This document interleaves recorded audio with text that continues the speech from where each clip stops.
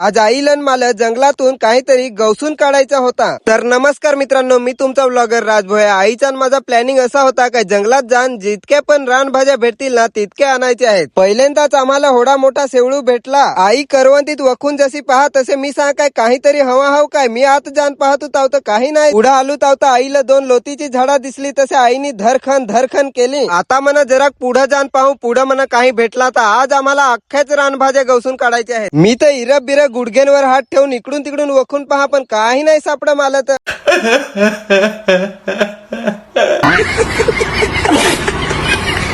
आता आम्हाला पाडायची होती उंबरा. तर आई सांगा वर नको पाहास वर चढ. तसे थोडे गाय उंबरा पाडायला चढलो. वर चढलो तहा समजला काय बोकड्याच्या लेंड्या ज्या आहेत म्हणा अख्खा घोस पाडायला लागतील. पाडली तसे आईकडे दिली. आई सांगा पिशवी नाही बिसवी सांगा आणेल कशी रे सांग घ्या टोपा बिपा मन कर ना. मस्त वाटायला येत होतो तावता आईला दिसला उडदाचा पाला. अख्खा सामान खाल ठेवला लागली ना खुडायला. आई सांग काय मी उडदाचा पाला खुडत होता सांगा तू जाय मोठं इचायलं. आता तुम्हाला तर माहितच हवा काय होड्या जंगलात हिंडायचा तर घाम तर निघेलच. मी आलो तू आज पहिल्यांदा त्याच्यामुळे मला तर घाम चढाळून निघ. आता आई सांग काय होडे सांगा जंगलात सांगा आलोय तर मला सांगा जाऊन देस तर सांगा फटांगरेचा पाला गवसाय. चला आता आम्ही पण फार रानभाज्या गवसल्या आणि तुम्ही फॉलो नसं करेल ना तर पहिले फॉलो करून घ्या आणि व्हिडिओला लाईक कमेंट नक्कीच करा.